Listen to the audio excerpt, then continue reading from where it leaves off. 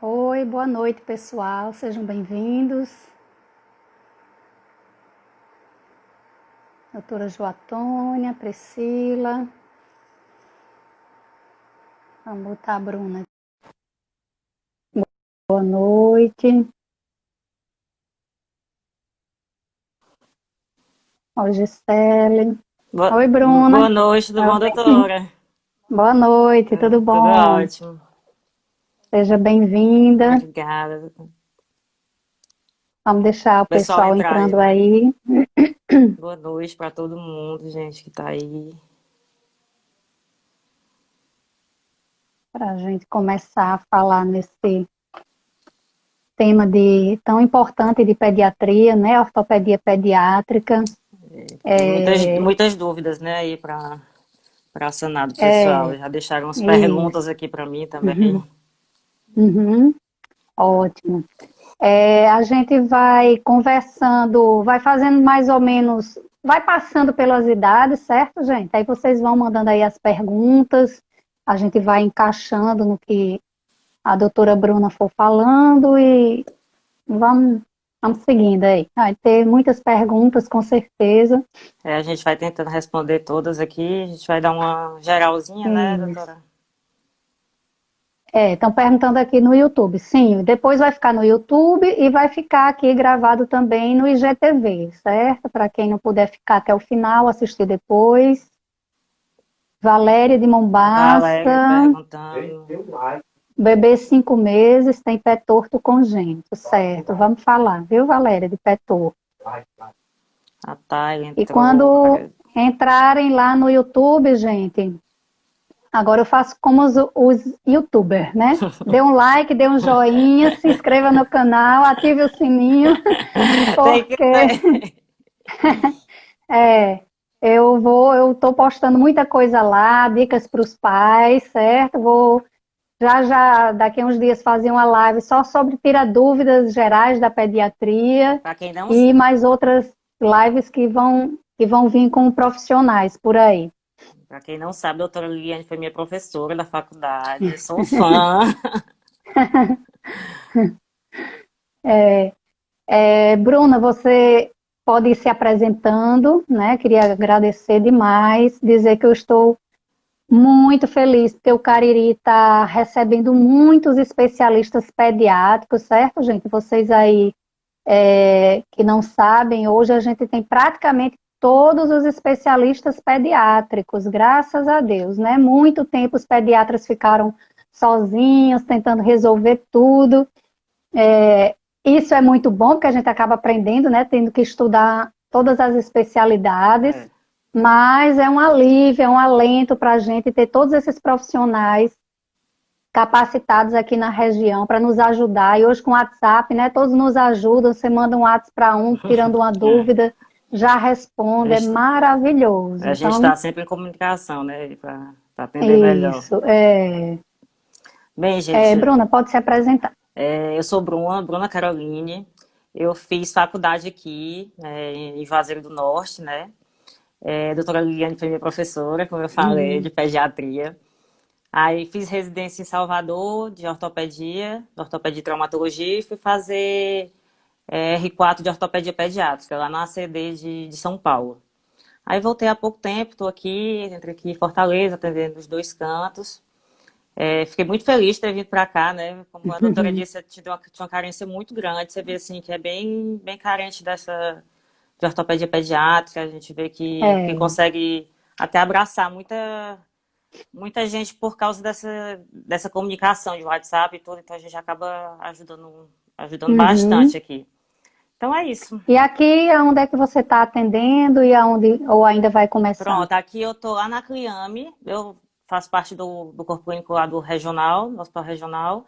Aí atendo na Cliame e futuramente, acho que daqui a umas 2 semanas, vou começar a atender lá no Hospital São Vicente. Aí, É, quem pronto, quiser. ótimo. Vamos encaminhar muito. Pois é, É, vamos tentar responder todo mundo aí. uhum. Peço desculpas que eu sou um pouco tímida. Não tenho essas. Primeira vez que eu tô fazendo live, mas a gente vai tentar aí. Não, tá só Olá, eu e Bruna. você aqui, ó. Tranquilo. Tranquilo. Vamos lá. Bruna, vamos começar então do recém-nascido, né? O Hum, recém-nascido, a gente tem o pé torto congênito, que é a malformação mais comum. Eu, inclusive, fiz uma vez um TCC, um levantamento, a gente fez um levantamento das malformações lá no Hospital São Lucas, e hum, era a malformação mais comum era o pé torto congênito, né? Então, isso. eu queria que você falasse um pouquinho do pé torto congênito, como assim, o diagnóstico, o tratamento, o acompanhamento, e quem já tiver alguma coisa de pé torto congênito Pode pode ir perguntar. Vai perguntando. ter uma pergunta já aí que até a Valéria me perguntou no particular aqui. Como a doutora disse, o pé torto congênito é a deformidade mais comum ao nascimento, né? É a deformidade mais comum. O diagnóstico já pode ser feito intraútero, né, pelo ultrassom, mas nem sempre o diagnóstico é feito no ultrassom, às vezes só o nascimento. É bem típico, é bem claro, acho que qualquer pessoa consegue diagnosticar, tanto o obstetra quanto o pediatra. E logo que identificado, o correto é encaminhar para o ortopedista pediátrico, né?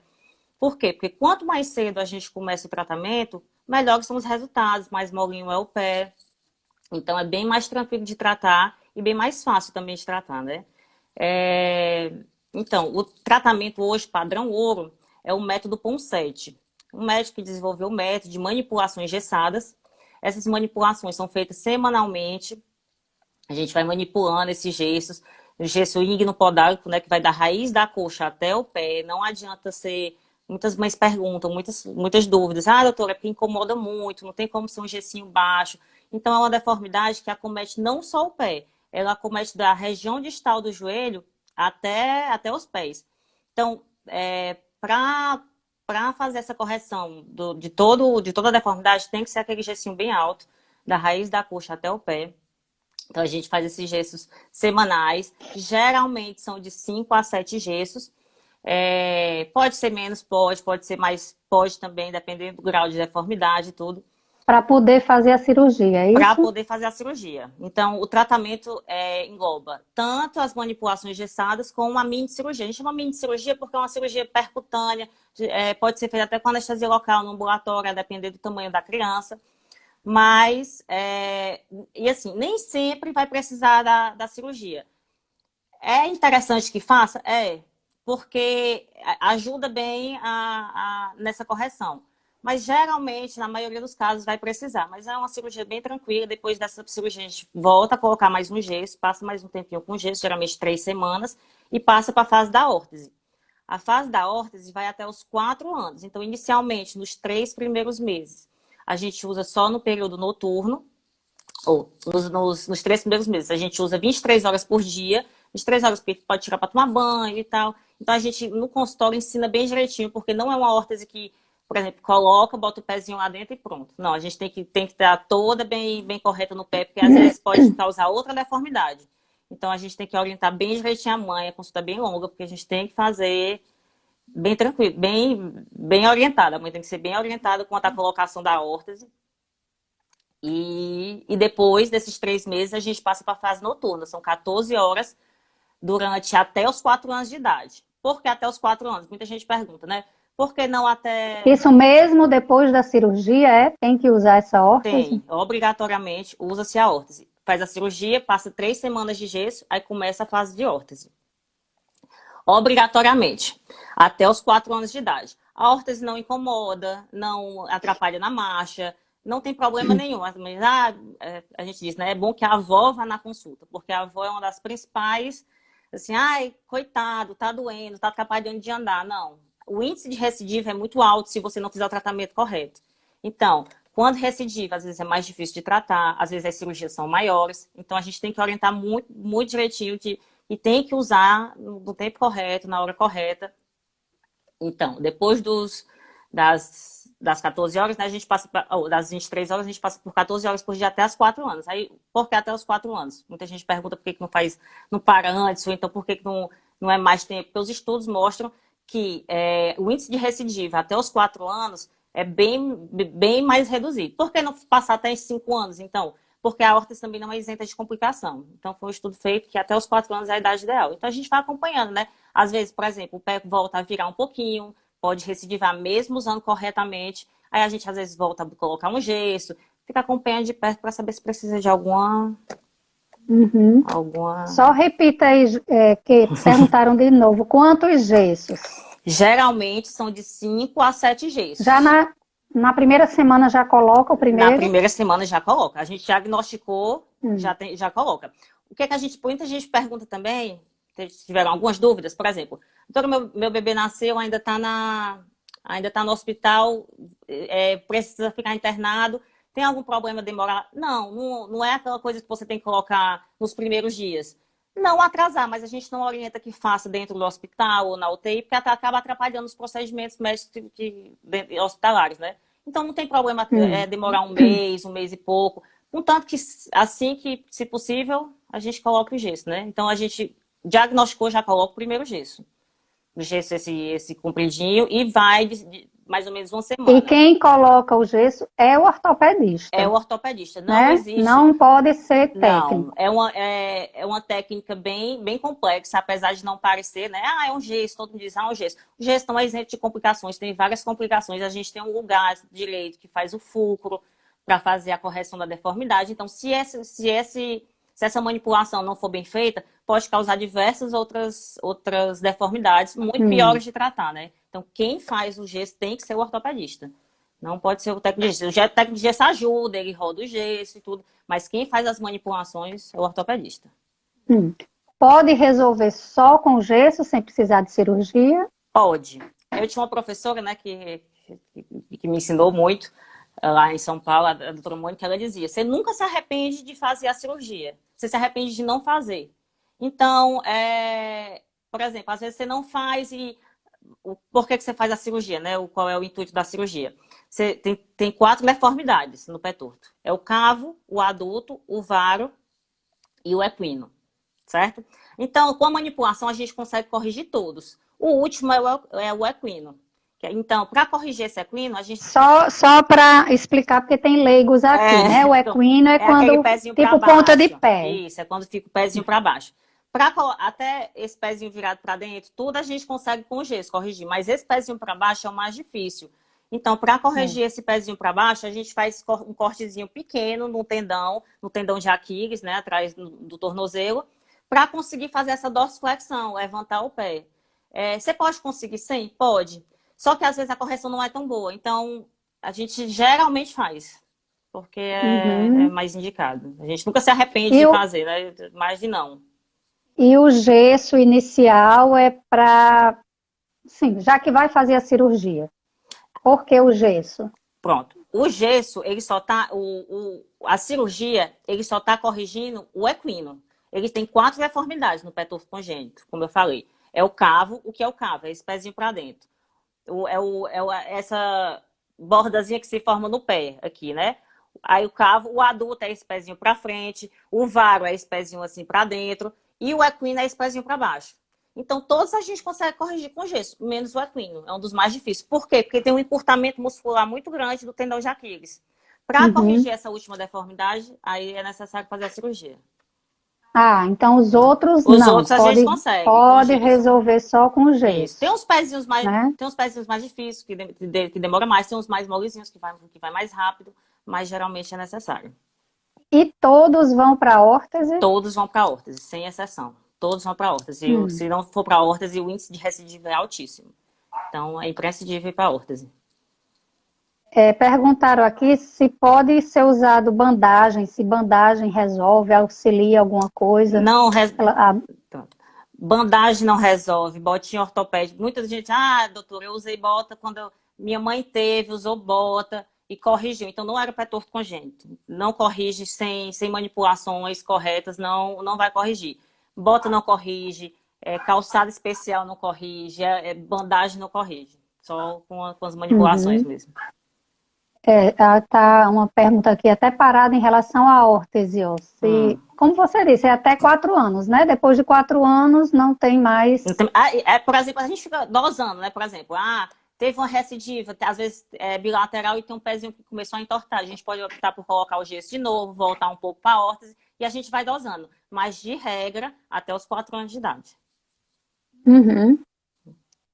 Em uma coisa que me preocupa, eu que vejo muito sobre desenvolvimento infantil, Uhum. né? E a gente sabe o quanto é importante a parte motora da criança em todas as idades, mas no primeiro ano de vida, que ele vai engatinhar, que ele vai ficar em pé e agachar, começar a andar, essas botinhas e a órtese não vai atrapalhar isso, esse neurodesenvolvimento? Não, a órtese já foi comprovado, essa órtese por pé torto, né? Ela é uma botinha baixa, ela não aumenta a chance de ter entorse, de ter qualquer alteração do desenvolvimento. Tem crianças, tem até vários vídeos, a gente tem que você vê crianças andando com a órtese, ela anda, ela caminha, ela engatia, então não vai atrapalhar em nada. Vários estudos já mostrando que ela faz tudo com a órtese. Se for para andar, anda no tempo certo, com a órtese. Então, acaba se acostumando. Você tem que. Ah, Então, a gente sempre, nos workshops que a gente faz, né? Sempre fazer da órtese um amigo da criança, né? Ó, por exemplo, tem um irmãozinho, ó, você tem, ele não tem, é uma coisa boa, tem que. Porque ele vai ficar até velho, até mais velho, né? Já vai entender o que é a órtese, então ele tem que gostar da órtese. Você tem que fazer de tudo para ele gostar daquela órtese, né? uhum. E quando é bilateral, que eu já vi, não sei se aquela órtese que tem um ferrinho ligando, um pezinho no outro, Hum. e fica fixo. A órtese é essa. É a órtese de É abdução. essa? A órtese chama Dendis Brown Ixi, ou Maria. órtese de Essa abdução. aí é que eu não gosto dela. Pois é, exatamente ela. Tem que ser ela. O que Porque como é que vai engatinhar? engatia? Eu tenho vários vídeos, depois eu mostro a doutora, não atrapalha em nada. A órtese tem que ser essa. A órtese é essa órtese de abdução que tem esse ferrinho no meio.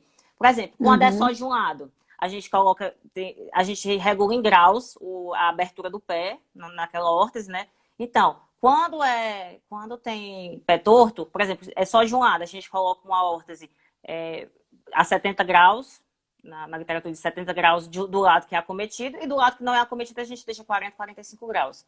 Mas, por exemplo, os dois lados são acometidos, a gente tem que colocar os dois lados na mesma angulação. Sempre tem que pegar os dois pés? Tem que pegar os dois pés, porque tem que forçar essa abdução. E a órtese, ela tem uma curvaturazinha de 10 graus. É justamente para forçar esse equino. Então, a criança está sempre com a dorsiflexão, né? Sempre forçando para não encurtar esse tendão. Então, é imprescindível. Tem que usar dos dois lados só, para manter. E nesse período faz fisioterapia? Geralmente, durante a órtese, não é necessário fazer fisioterapia. Alguns médicos indicam a fisioterapia, por exemplo, depois de que já acabou tudo, já acabou a fase de órtese e tudo, ele fica, por exemplo, com um déficit dessa musculatura lateral, né, da perna e do pé. Então, às vezes, indica para fortalecer essa musculatura lateral, para forçar essa eversão do pé, né? Às vezes ajuda, tem gente que indica, mas depende muito de como a criança esteja. Se ela estiver com força normal, se a deformidade estiver bem corrigida, às vezes nem precisa. E quantas horas do dia tem que ficar com a órtese? Os 3 primeiros meses, 23 horas. E a partir dos 3 meses até os 4 anos, 14 horas por dia. Então, geralmente, o que é que a gente orienta, né? Por exemplo, está nessa fase de 14 horas por dia. Fazer uma rotina da criança, por exemplo. Ela vai para a escola de manhã e tal. É complicado você usar a órtese de manhã e tudo. Deixar mais à noite. Deixar mais no Pode período ser da da noite. tarde para a noite, até a hora Você faz como se de acordar no outro Você faz dia. como se fosse uma rotina. Às 6 horas da tarde você dá banho e tudo e pronto. Agora, como dar leite, como qualquer outra coisa, é a hora da órtese. Então vai colocar a órtese e vai ficar até o outro dia. Aí geralmente completa essas 14 horas. Certo. Aí, de pé torto, só isso, gente? Mais alguma coisa? Sim, tem uma mãe aí que está preocupada porque começou o tratamento com os gessos, entrou a pandemia e ela ficou sem poder ir. Como fazer nesse caso? Vai usar gesso mais tempo? É interessante. Se não for no ortopedista, né, não vai ter como. É interessante, por exemplo, enquanto não tiver fazendo acompanhamento, a troca, manter o gesso que tá. Porque ali está corrigindo a deformidade, né? Quando você tira, o índice de recidiva é muito alto. Então, o gesso não vai, se tiver bem colocado, isso não vai atrapalhar ali. Então, pelo menos manter por enquanto, até conseguir trocar, porque se você passa muito tempo sem gesso, o índice de recidiva é muito alto. Então é bem complicado ficar sem, sabe? Porque às vezes tem que começar tudo Uhum. de novo, do zero. Então é bem interessante que continue com gesso, assim que der, já ir trocar. Agora que tá melhorando, né? Que É. já dá dando para ir, já Uhum. retomar o Mas tratamento. alguma coisa de pé torto que você está lembrando para a gente passar para outra coisa? É, deixa eu ver aqui. Eu acho que é isso, né? Acho que é só. Ah, eu vi aqui uma Os pergunta gestinhos. do Dr. Paulo Canais, meu chefe. Perguntou se criança com 1 ano pode, se nunca fez tratamento, pode iniciar o tratamento, né? Tem, por exemplo, ótimo quando é tratado quando é novinho, quando é criança, bem mais fácil, bem mais tranquilo. Mas tem relatos até de crianças mais velhas, adolescentes, iniciando o tratamento com o Ponsete, que é esse método. É mais complicado de corrigir? É bem mais difícil, porque o pé já é mais duro, já é mais estruturado. Pode corrigir? Pode, mas às vezes a chance é bem maior de precisar de mais cirurgias, de cirurgias mais complexas do que só o alongamento do tendão. Então, poder Uhum. pode corrigir, a gente faz também. Muitas vezes a gente faz, às vezes, mesmo precisando da cirurgia, faz alguns gessos para amolecer o pé, para deixar as partes moles mais fáceis de operar. E quando vai fazer a Uhum. cirurgia, fica mais tranquilo. Uhum. Ó, temos aqui a presença do Dr. Davi Moch, Olha aí, grande ortopedista meu pediátrico. amigo. Ainda no período neonatal, então, a gente vai ter também paralisia de plexo. Tem alguma novidade? Vou só para esclarecer aqui para os leigos, né? Paralisia de plexo braquial é quando o bebê vai nascer de parto normal e tem um parto difícil, é difícil de sair, e o obstetra tem que puxar muito pela cabeça e distende, né? Aqui É, a inervação do braço e a criança fica com o braço caído. paralisado, É. sem movimentar. É, grande maioria dos casos é resolvido com fisioterapia. Então, você identifica logo no exame físico da criança, né? Você vai fazer os reflexos, aquela criança está com o bracinho parado para baixo. Então, mas assim, é bem estabelecido que a maioria dos casos são resolvidos nos primeiros 3 meses de vida. Às vezes a gente só orienta fisioterapia e tudo. Se não melhorar, aí a gente tem que. Geralmente a gente faz acompanhamento em conjunto com o pessoal da mão, porque às vezes precisa de órtese ou então pequenas cirurgias, mas na Não maioria tem das nada vezes de neurocirurgia, alguma coisa do existe, nervo, de... mas aí é mais para frente, se não for resolvido nesses primeiros meses com fisioterapia, com estimulação, que na maioria reinerva e fica tranquilo. Mas assim, pode precisar. Geralmente quem faz não é a gente, é o pessoal da mão, da cirurgia da mão. Pode precisar, mas é a minoria dos casos. A maioria com fisioterapia já resolve. Uhum. E outro toco-traumatismo, assim, mais ou menos comum é a fratura de clavícula, né? Bem como às vezes, principalmente parto pélvico, né? Às vezes pode ter fratura de clavícula. Essas fraturas de clavícula em criança, os ossos da criança geralmente se colam bem mais rápido do que do adulto, né? Tem uma formação óssea muito intensa. Então, geralmente não precisa de tratamento nenhum. Que aqui a gente orienta geralmente a criança imobilizar o braço. É difícil imobilizar um braço de uma criança com gesso, alguma coisa. Às vezes a gente bota só um paninho com um alfinete aqui, colando o alfinete na bolsinha, para manter esse braço parado. E geralmente 1 semana, 2 semanas, você já vê o calo ósseo bem, bem intenso aqui. Então, geralmente não precisa de nenhum tratamento específico, só imobilização, acompanhamento. Aí você sente aquele calo ósseo bem alto aqui, porque a formação óssea é intensa, mas geralmente é bem tranquilo. Uhum. Aí perguntaram aí do pé torto postural. E acredito que é mais relacionado com paralisia cerebral, né? Pé torto postural, por exemplo, muita criança, pela posição intraútero, né, a gente pode ter aquele pezinho virado para dentro, mas é totalmente diferente do pé torto, não é estruturado, a Sim, gente é. examina, você A gente vê, consegue trazer para a linha média, consegue trazer, posicionar, você né? estimula a parte lateral do pé, ele E everte, então ele é bem, mesmo. exato, é bem tranquilo, não precisa É. de tratamento específico nenhum, geralmente com o tempo vai corrigindo, não precisa de acompanhamento nenhum, de Que específico, isso né, é uma queixa bem comum nas no primeiras consultório, né? puericulturas, Uhum. né? no primeiro mês, a mãe se preocupa, acha que a criança está com o pé torto, porque é justamente aquela posição que ele fica que estava intraútero. Mas aí a gente mostra para ela que ele mexe o no exame pezinho, né? físico é bem tranquilo de diferenciar e geralmente não precisa de tratamento nenhum, é só acompanhamento Uhum. mesmo. E não sei se foi a mesma pessoa que perguntou, o pé torto decorrente de paralisia cerebral. É, é outro problema, né? É outra abordagem. No caso da paralisia cerebral, ele tem uma desbalanço da musculatura do corpo todo, às vezes, principalmente no pé, né? Por causa desse desbalanço da musculatura, ele geralmente não nasce com o pé torto. Ele vai desenvolvendo esse pé torto. Então, a gente vai acompanhando. Por isso que essas crianças com paralisia cerebral é interessante a gente acompanhar desde o início, desde muito criança, porque a gente vai acompanhando e vai vendo essas deformidades surgindo e vai conseguindo estabelecer tratamentos desde o início. Por exemplo, criança com paralisia cerebral, depende de várias coisas também, do nível motor dessa criança. Mas, por exemplo, a gente está percebendo que ela tem um desbalanço muscular intenso nesse pé, a gente já indica uma órtese. A órtese previne essa deformidade dele, entendeu? Então, a gente vai instituindo tratamentos desde o início. Geralmente não se faz POM7, né, em pé torto congênito, porque geralmente vai se desenvolvendo. Então, a gente vai prevenindo, usando órtese, pode usar alguns aparatos, mas assim, quando geralmente já se desenvolve esse pé torto, provavelmente essa paciente vai precisar, principalmente se for estrutural, né? A gente pode usar outras coisas, como botox, para prevenir essa deformidade, quando tem uma espasticidade muito intensa. Mas, quando já é estruturada, vai precisar de tratamento cirúrgico. E sempre é importante manter a órtese para evitar essa deformidade, para evitar aumentar essa deformidade. Se já tem A gente vai falar mais para frente em paralisia cerebral. Tá bom. Se já tem encurtamento, se já tem uma deformidade intensa, geralmente botox ou gesso não vai fazer diferença nenhuma. Aí já tem que partir para o tratamento cirúrgico. Uhum. Ainda no recém-nascido, aí a gente pode ter as displasias congênitas de quadril.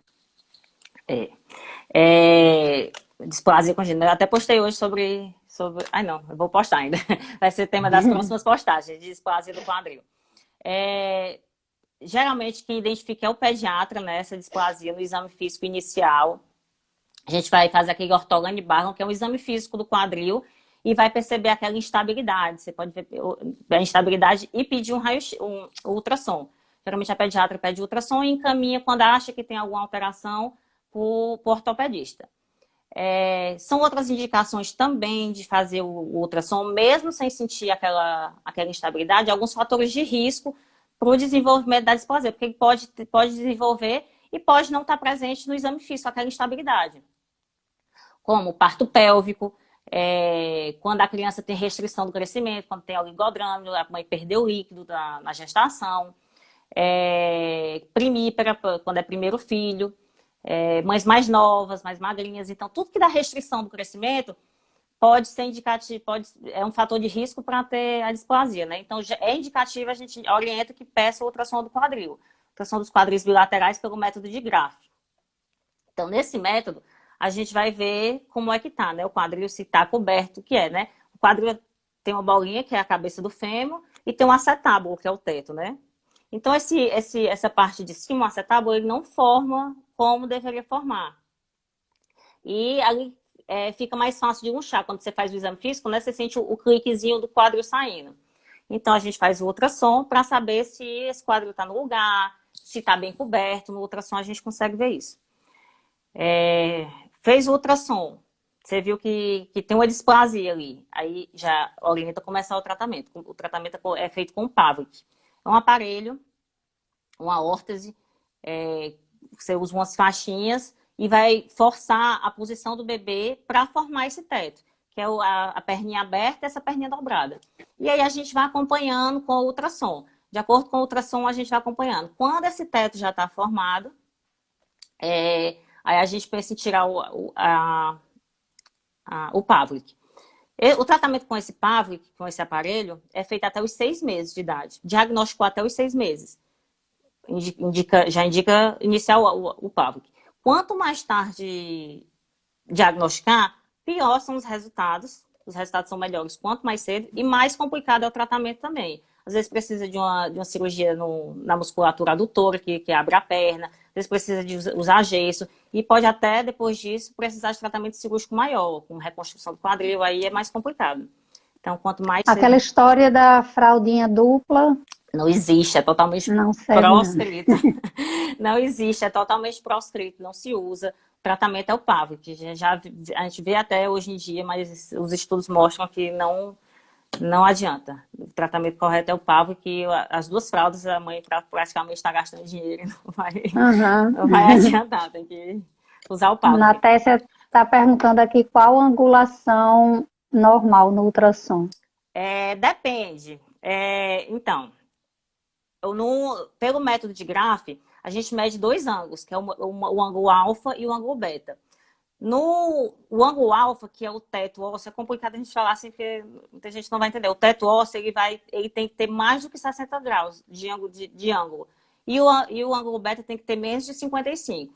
Então, dependendo dessa alteração, a gente vai ou acompanhar ou já instituir tratamento, dependendo dessa angulação. Mas o normal é isso. Certo? Maiara, vai ficar gravado, viu? Não se preocupe, não. No IGTV e no YouTube. Maiarinha. Então, assim, do período neonatal, acho que é mais isso, né? Acho que deu para dar um... Aí, depois, nos primeiros anos, primeiro e segundo ano, aí vem a história, é muito comum quando o bebê começa a andar, que a mãe acha que a perninha é torta, né? Que tá cambota, como se diz. Então, assim, existe um formato que a gente acha que é anormal, mas é normal em determinadas faixas etárias, né? Que aí você vai dizer. E aí já fala do pé chato, que também é uma coisa bem comum nos primeiros anos elas perguntarem. É uma queixa bem comum do nosso consultório, bem comum mesmo. Principalmente essas deformidades angulares dos membros inferiores, né? Então, quando a criança nasce, do nascimento até os 18 meses, a gente considera até mais ou menos 2 anos, é normal, é fisiológico a criança desenvolver um genovaro. O que é um genovaro? É aquela perninha aberta com o joelhinho para fora, a gente chama de cambota, né? Tem algumas doenças que fazem a criança ficar com essa deformidade. Por isso que a gente tem que acompanhar de perto, ver como é que está o desenvolvimento. Mas é normal toda criança ter um genovaro até os 18 meses, até os 2 anos, mais ou menos. Chega nos 2 anos, o normal é que a perninha vai invertendo. Ela começa a alinhar e vai invertendo, né? Vai fazendo um genovalgo, que é aquele joelhinho para dentro e as perninhas para fora. Então, a partir dos 2 anos, o que o pessoal reclama muito também, isso é muito associado ao pé plano. A perninha para dentro, o joelhinho para dentro, a perna para fora. E isso geralmente fica até dos 2 até uns 6, pode ir até um pouco mais. E depois vai voltando a alinhar a perna. O que é que a gente tem que se preocupar? Por exemplo, a mãe acha que tem um genovaro muito intenso, uma deformidade, essa cambota muito intensa. Então a gente tem que observar alguma coisa. Tem assimetria, tem um lado maior do que o outro. Aí a gente tem indicação já de pesquisar, de fazer radiografias, de medir alguns ângulos na radiografia para ver se está normal. A sua de 2 anos ainda está com esse genovaro? Também não é normal. A gente tem que acompanhar, tem que pedir radiografias, tem que medir os ângulos. Geralmente essas são basicamente as indicações da gente pesquisar mais. Senão a gente geralmente acompanha. Genovalgo do mesmo jeito, a gente vai acompanhando, ver como é que está essa progressão, mas na maioria das vezes é fisiológico. A gente só pesquisa realmente se tiver alguma assimetria, se tiver fora dessa faixa etária, aí que tem indicação da gente fazer uma pesquisa mais aprofundada. Normalmente é igual ou ao pai ou à mãe, geralmente, né? é muito hereditário, assim, você vê que é bem, bem típico, os pais, e às vezes até de nacionalidade, às vezes você vê o japonês, ele tem as perninhas mais arqueadas e tudo, então na maioria das vezes é acompanhar e ver se precisa de algum tratamento específico, mas na maioria das vezes é fisiológico, seguindo aquele gráficozinho que a gente chama gráfico de Selenius, que é essa curvatura das pernas, na idade certa, não tem porquê. E quando é que precisaria de algum tratamento? Precisa de algum tratamento. Pronto. Quando a gente, por exemplo, fugiu da idade, da faixa etária, né? Hum. A criança continua com esse geno vago, por exemplo. Passou de 2 anos e a criança, Mesmo que seja, ela diz, não, é igualzinho o pai é desse mesmo jeito. assim, tem que fazer, tem que acompanhar, porque o pai pode ter alguma doença que não foi diagnosticada, então a gente precisa Uhum. acompanhar. Fugiu da faixa etária que a gente tem que acompanhar. Então, a gente, por exemplo, passou de 2 anos, a criança tem um geno vago. Aí a gente pede uma radiografia e avalia como é que está essa angulação, certo? E a gente mede alguns ângulos. Se estiver fora da faixa etária... Para a gente, pediatra, Hum, se a gente for pedir, a gente pediria como esse o raio-x? interessante é pedir raio-x panorâmico dos membros inferiores, em ortostase, né? A criança em pé, com carga, ou Uhum. então com carga, em ortostase ou então com carga. Você pede raio-x panorâmico dos membros inferiores. É difícil, não é todo canto que tem o panorâmico, né? Então, por exemplo, eu já recebi paciente aqui que às vezes não tem condição de fazer, eu acho que não, aqui parece que não tem no SUS, já fui atrás de saber, não tem pelo SUS. Então, acaba sendo complicado de muita gente fazer esse raio-x. Então, um colega meu pediu, e foi muito bem solicitado, ele pediu uma radiografia dos joelhos, incluindo as pernas e os pés. Então, pega pelo menos a parte do joelho até a parte dos pés. Criança sempre em pé. Você coloca Hum. com carga ou então em ortostase. Nessa radiografia, a gente vai medir uns ângulos. Tem uma angulação, a gente mede na radiografia, dependendo desse ângulo, a gente vai instituir um tratamento ou não. Tem várias opções de tratamento. Tem órtese, que a gente pode lançar a mão e acompanhar, geralmente órtese noturna. Aí você vai acompanhando, geralmente usa por no máximo 1 ano. Não deu certo, a gente pode partir para outros tratamentos, até precisar de tratamentos maiores, como a osteotomia, né? A gente realmente faz uma cirurgia no osso para alinhar. Mas antes disso pode ser feita a hemipsodese, que você trava um lado do joelho com material, com uma plaquinha, para permitir com o crescimento próprio da criança, ela corrige essa deformidade. Mas aí depende da angulação que tá, como é que a gente vai avaliar nas radiografias e no exame Uhum. físico, geralmente. Uhum. Então, E o pé chato? sim, o pé plano, né, falando. É também comum demais no consultório, né, a Uhum. queixa do pé plano. Até quando é normal, né? Ou até quando a partir de quando a gente precisa fazer alguma coisa? Então, para começo de conversa, né, para falar, não existe também tratamento com bota ortopédico, com qualquer órtese que vá corrigir esse pé plano. Não tem nada que vá fazer, comprovado, que vá fazer formar esse arco. Geralmente a criança ela tem uma frouxidão ligamentar. O que é isso? Os ligamentos são mais frouxinhos. Então, essa parte do peito do pé, ela às vezes desaba, costuma ser desabada. Mas com o tempo, geralmente até os 6 anos, ela forma essa cava. A gente geralmente orienta só fortalecimento da musculatura, como andar descalço, principalmente descalço, em terrenos irregulares, para fortalecer essa musculatura, melhorar a propriocepção e geralmente até os 6 anos forma. É um problema não formar esse ar? Não, não é um problema. O problema por exemplo, a criança está com calosidade, tem dor é um problema, então calosidade, qualquer alteração. Mas, por exemplo, ela tem um pé plano e no que não causa alteração nenhuma, que não tem problema nenhum, isso não é uma alteração. Mas geralmente costuma se formar até os 6 anos de idade. Mas aí esse pé plano, ele não pode inverter o pé e causar algum problema para os joelhos? Depende, se tiver por isso que, por exemplo, passou dessa época, né? Passou dessa fase. Continua com o pé plano, é bom a gente avaliar, porque a gente tem que ver também se é flexível, né? Se não é rígido. Durante o exame físico, a gente consegue ver. A gente geralmente pede para a criança ficar na pontinha do pé, aí você vai ver a formação desse arco e a varização do retropé. A gente vai ver também, por exemplo, outro teste, a gente levanta o hálux da criança. Aí você vai ver a formação desse arco plantar. Então, geralmente, são indícios que o pé plano é flexível, que não vai causar alteração nenhuma. Por exemplo, a criança tem esse pé plano associado à deformidade dos membros inferiores, a um geno valgo intenso.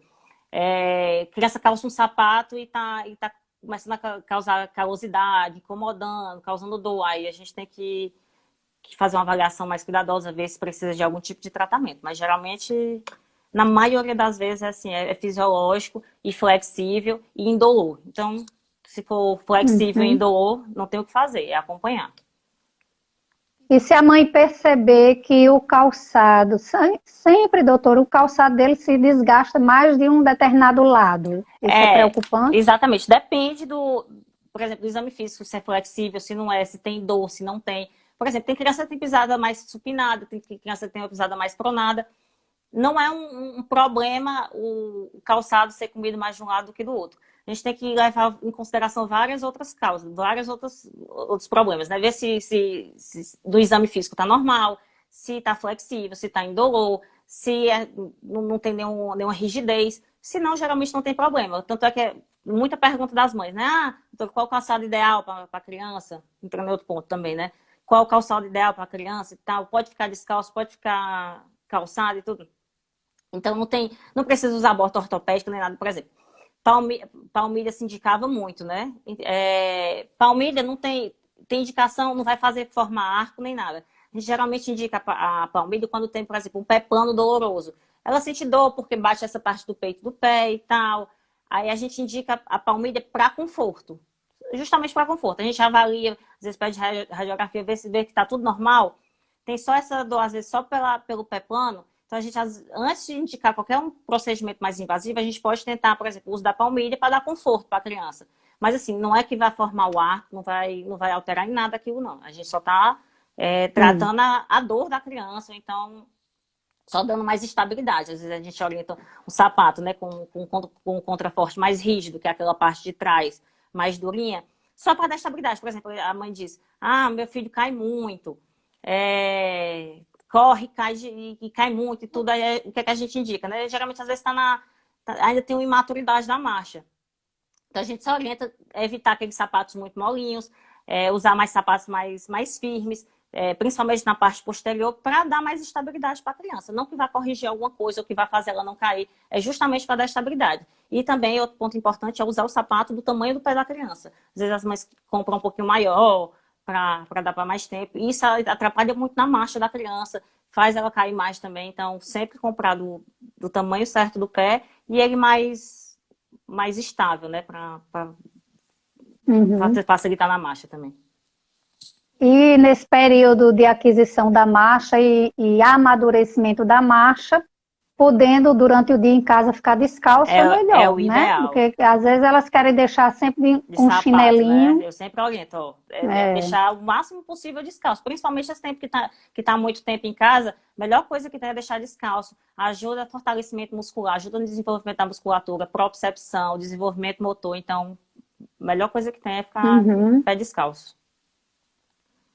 Dani está perguntando aqui, quando a criança corre e cai com facilidade, os dois pés chatos, até que idade mais ou menos seria normal a criança cair muito, né? É, é. Tropeçar e A cair. gente, Isso tem a ver com as pernas A gente ou considera não? que tem uma imaturidade da marcha, a criança, geralmente dos 3 aos 5 anos. Então, até essa idade, mais ou menos, a criança ainda está imatura na marcha, ela ainda está desenvolvendo. É normal cair, é normal ter o pé plano, porque nessa idade a criança geralmente tem o pé plano.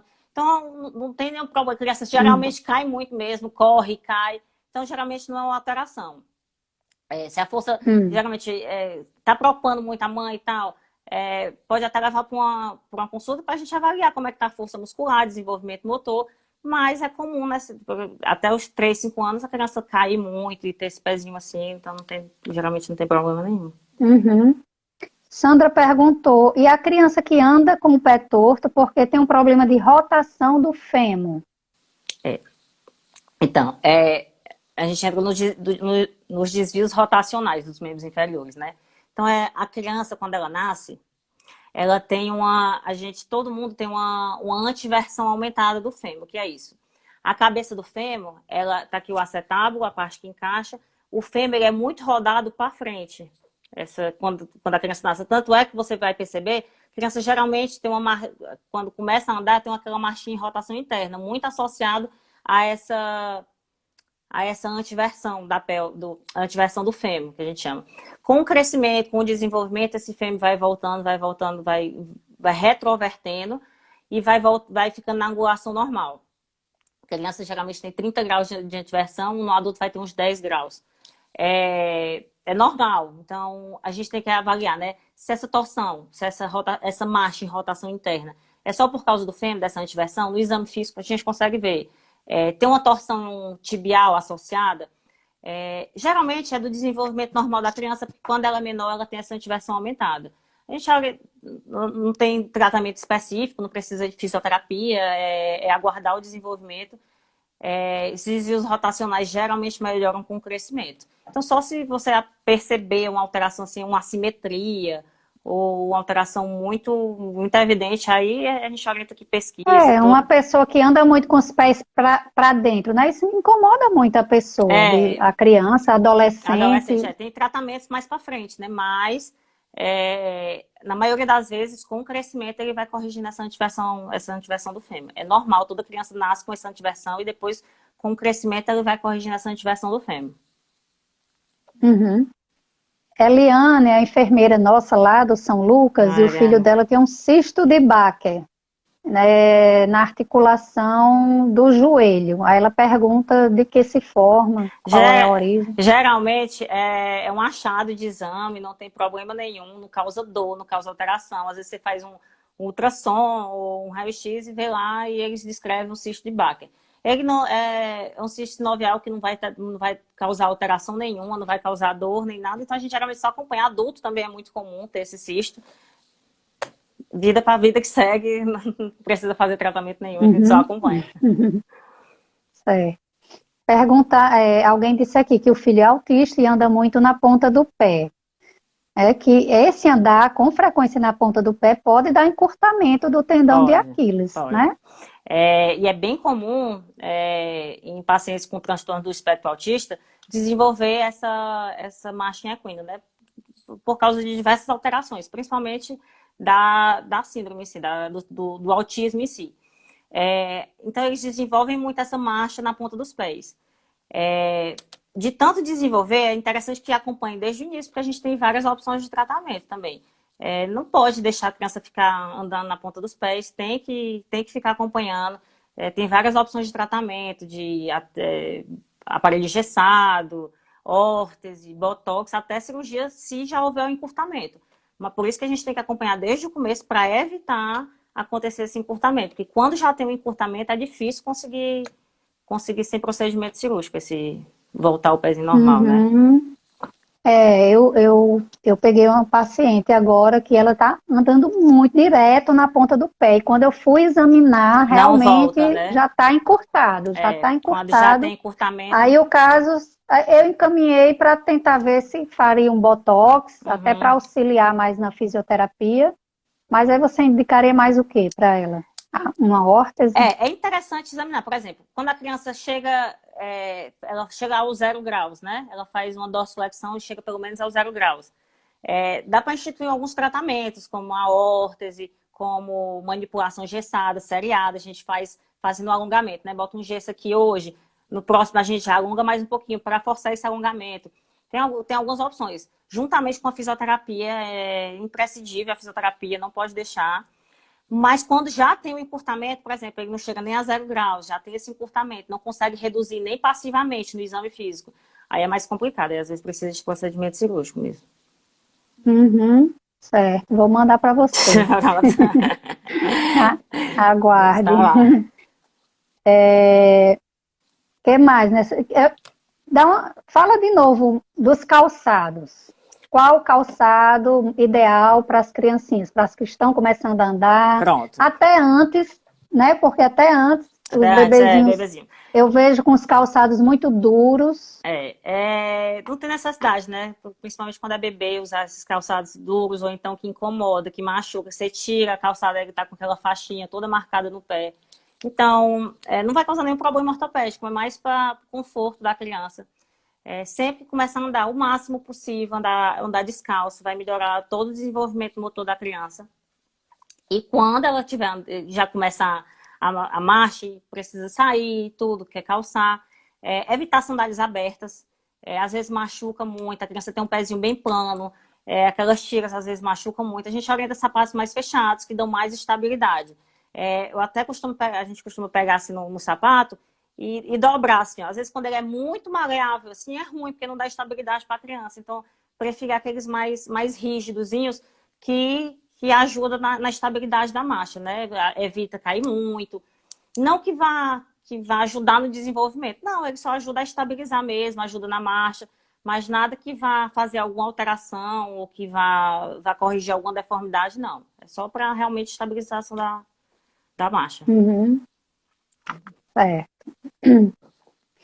E a famosa dor do crescimento? Ah, e outra coisa Já comum estão também, perguntando né? aqui.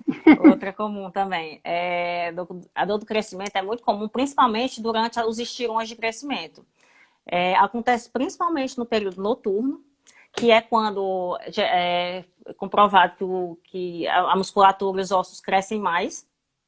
Então, é a hora que geralmente... E aí, a criança está sem fazer atividade, tudo, ela sente mais essa dor. Geralmente nos membros inferiores, abaixo do joelho, na maioria das vezes, na frente ou atrás da perna.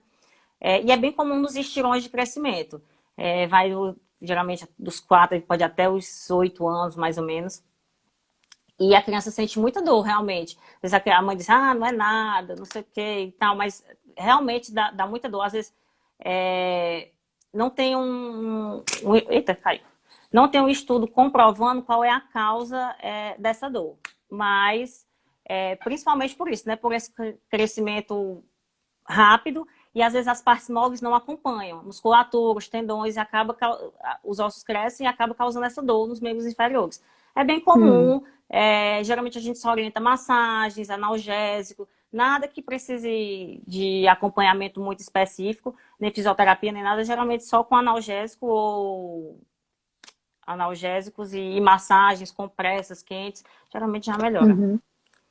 E ter Eu já paciência. li alguma coisa a respeito, assim, que poderia ser devido à atividade intensa da criança durante o dia, ia produzir algumas substâncias inflamatórias que à noite, durante o repouso, iria ocasionar essa dor. Tem Eu já várias, li tem, alguma tem coisa. várias hipóteses, por isso, não tem nenhuma causa confirmada. Mas são várias hipóteses que dizem, pode ser por uma atividade física intensa, a criança também é uma fase que a criança começa a praticar muita atividade física e tudo, e se mexe muito. Então, são várias hipóteses diagnósticas, né? Mas, assim, o tratamento não muda, geralmente. É acompanhamento, é um diagnóstico de exceção. A gente realmente tem que pesquisar, tem que avaliar, ver se não tem nenhuma outra causa, nenhuma outra deformidade, se tem alguma alteração. Geralmente a hipótese é diagnóstico de exclusão e a gente acompanha com o crescimento, com a melhora desse crescimento, vai melhorando essa dor. E quando essa dor pode ser um câncer ósseo? Pois é, por isso que é interessante a gente acompanhar, né? A gente examinar. Por quê? Porque, como eu disse, é um diagnóstico de exclusão. Então, Porque às vezes pode ser até perigoso, como já, né, existe essa dor do crescimento e todo mundo, não é não nada, é é a dor do nada. crescimento, é a dor do crescimento e deixar o negócio passar. Por isso que eu disse, é um diagnóstico de exclusão. Então, não é toda dor que vai ser dor do crescimento. Então, a gente tem que avaliar sim, porque tem que examinar direitinho, ver se tem alguma outra alteração. Pode ter outras massas palpáveis. Pode ser uma dor bem específica. A dor do crescimento geralmente não é específica, não é localizada. Pode ter sinais logísticos associados, o que não tem geralmente na dor do crescimento. Então, é importante ser avaliado por um médico, porque a gente vai ver se realmente é um diagnóstico de exclusão sonhador do crescimento ou se vai ter outros sinais, outros sintomas que faz a gente precisar de outras doenças, né? Então, é importantíssimo avaliar. Certo. E uma coisa comum que a gente vê são as artrites, né? As artrites sépticas. Sim. De vez em quando a gente Você pega, pega. né? Aqui. É.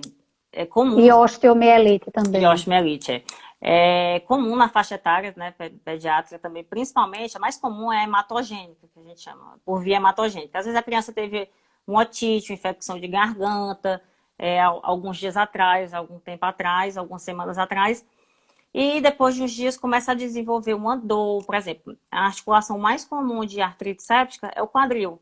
Então, às vezes a mãe até não sabe identificar, às vezes diz que é o joelho, às vezes diz que é o tornozelo, às vezes diz que é uma queda. que nem viu. Às vezes eu acho que ela caiu e tá sentindo dor no tornozelo. Eu já vi que... Opa. Então, eu já vi criança assim, tipo, tá sentindo dor no joelho, dor no quadril, e ela não sabe identificar, porque a criança é muito pequena, fica com claudicação na marcha. E leva. A gente, é bem típico o quadro clínico, né, o exame físico. A gente vê aquela criança, principalmente crianças menores, né, prostradas, geralmente tem febre. Tem que avaliar exames laboratoriais, principalmente se tiver febre. Essa parada da marcha também é um indicativo que tem que pesquisar. E a gente vai pesquisar com os exames laboratoriais, né? Você não vai ter um diagnóstico de certeza. Então, são vários comemorativos que vão levar ao diagnóstico, né? O diagnóstico de certeza é com a punção. Geralmente, a gente já faz a punção quando já desconfia muito e está no centro cirúrgico para já fazer o procedimento. Mas o quadro clínico é basicamente isso. A criança para de andar, de uma hora para outra, ela geralmente para de andar, sente muita dor, febre, prostração. Aí a gente pesquisa mais direitinho a causa. A gente está quebrando aqui. Então fica aí um alerta para os pais, né, que estão assistindo, gente, que uma otite, uma inflamação de garganta, pode depois de algumas semanas desenvolver uma infecção nas articulações da criança. E a criança ficar sentindo dor e mancando para andar, né? Tem uma condição muito comum também, que é o principal diagnóstico diferencial, né, de artrite séptica, que é a sinovite transitória do quadril. É bem mais comum, muitas crianças desenvolvem também, às vezes depois de uma virose e tudo, você sente aquela criança, mas assim, o quadro é bem diferente, geralmente não tem febre, geralmente ela claudica, mas é aquela claudicação que ela consegue andar, ela só se reclama um pouquinho de dor, não tem febre. Quando é artrite séptica, você vê aquele quadro bem exuberante, aquela criança que não consegue apoiar o membro no chão de jeito nenhum, tem febre, tem prostração, é um quadro bem diferente. A osteomielite é um pouco parecida, você vê aqui aqueles sinais flogísticos, né? Inchaço, vermelhidão, pode ter secreção ou não, geralmente não tem mais assim. É bem característico. Uhum. Gente, a live vai já encerrar, né? Falta só 3 minutos. Então a gente sai, abre outra e entra novamente, certo? Porque ainda vamos falar um pouquinho das crianças com paralisia cerebral, né? Dos encurtamentos que comprometem muito essas crianças e das fraturas, né? Das danadices dos meninos. Vamos sair e entrar novamente. Tá bom, já.